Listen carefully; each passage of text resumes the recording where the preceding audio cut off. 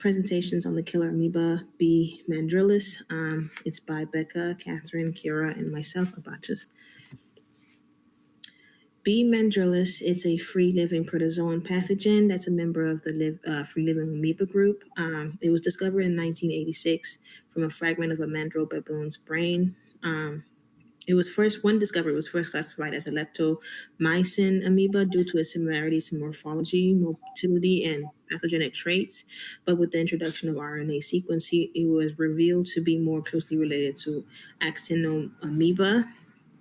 Not much is known about its ecological presence, as it's rarely isolated from environment, but there are cases that have been contracted from soil, water, and dust.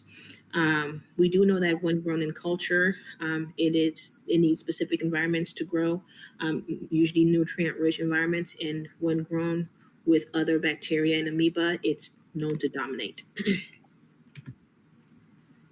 So for morphology, we're going to start out with trophozoic, which is the active form, meaning the environment is favorable. It can be round, elongated, or irregular in shape.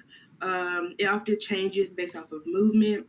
It divides via mitosis, and when viewed under a phase contrast microscope, they show distinct flagellate characteristics. The second form is the cyst, which is the dormant form, meaning the environment is not favorable. Under an electron microscope, we can see that the cyst has 3 layers: a thin, wavy outer ectocyst, a fibrous mesocyst, and a thin, round endocyst. Now, the life cycle is relatively simple. As stated before, it exists as cysts or trophozoites, and it's within the soil or dust in the environment. It has 2 life cycle stages: the active stage known as trophozoites and the inactive or resting stage known as cysts. Trophozoites replicate by mitosis, during which the nuclear membrane does not remain intact. Both trophozoites and cysts can enter the body through the nasal passages and lower respiratory tract, or through ulcerated or broken skin. Now, trophozoites act as the primary infective form, initiating invasion after entry. After entering the host, organisms disseminate hematogenously, allowing spread to multiple tissues.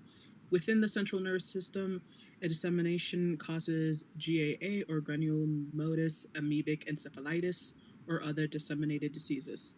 Skin invasion can also produce ulcerative or nodular skin lesions, and within tissues, both trophozoites and cysts can be found, and in rare cases, infection has occurred via organ transplantation.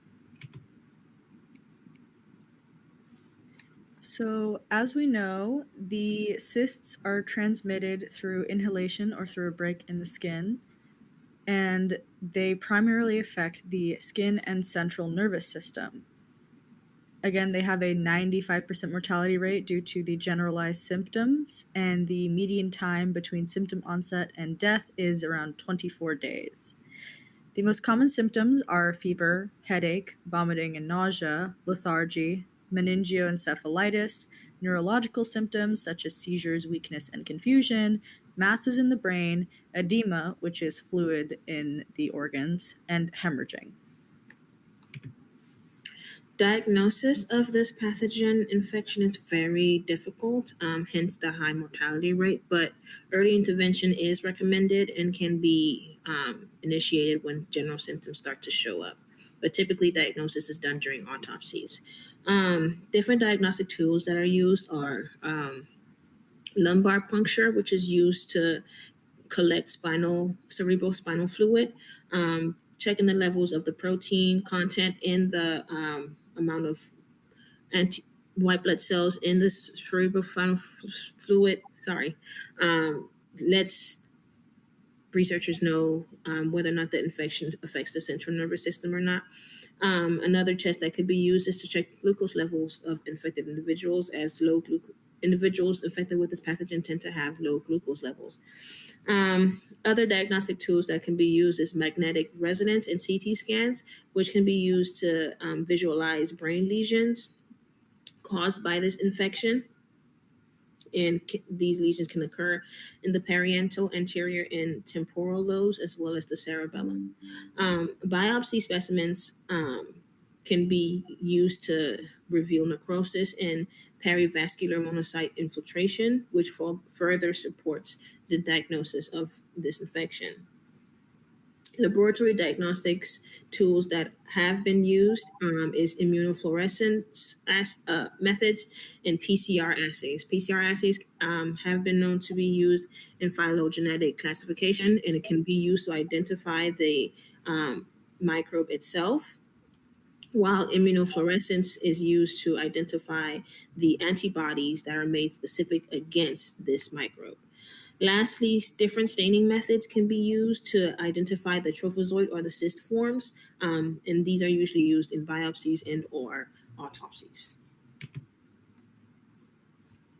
Now, treatment and prevention of the disease is relatively hard.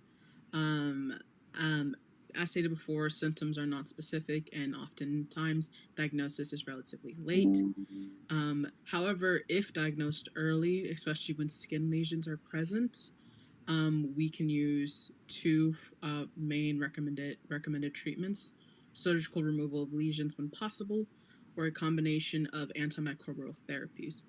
As for prevention, there's no real established prevention protocol, but the two recommended practices are to wear protective clothing when working with soil or water, and to discourage children from playing in soil or sand in infective and high-risk areas.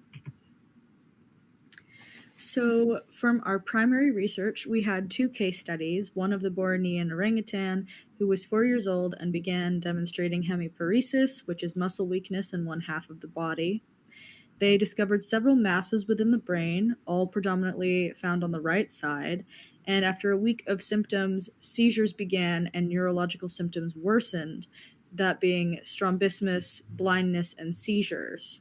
Then, after 16 days, the subject went into a coma and was subsequently euthanized. The postmortem revealed brain lesions and necrosis, but the cerebellum remained unaffected. And in the second case study, there was a chimpanzee who was referred only after postmortem because of the generalized symptoms of apathy, anorexia, and fever. After 4 days, he began experiencing strabismus and died 12 days after symptom onset. The postmortem revealed congestion in the meninges, brain hemorrhaging, and necrosis, as well as congestion and necrosis in multiple other organ systems in some way. So, for impact and current research continues to shed light on the impact of this parasite on humans and methods to recognize high-risk environments.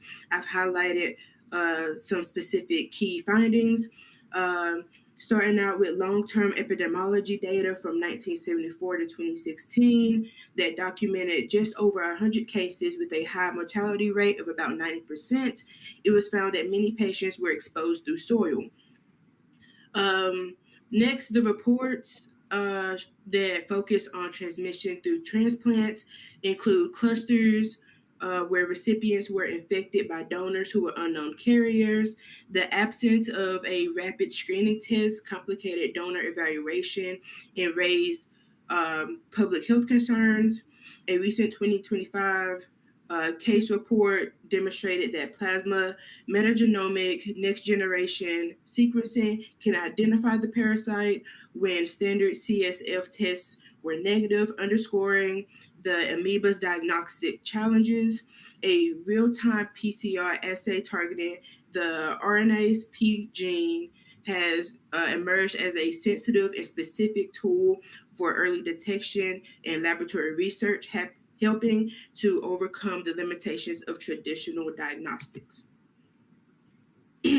Continuing with the research, a serological study found that many patients, including landscapers and blood donors, have antibodies to the parasites, indicating common exposure. However, very few develop severe disease, suggesting an unknown host risk factor.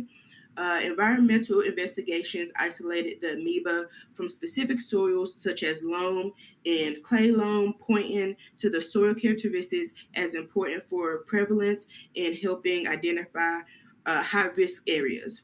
By furthering research in all of these categories, we may limit exposure, create quicker and more accurate testing, and be able to have better treatment options. And here are the citations.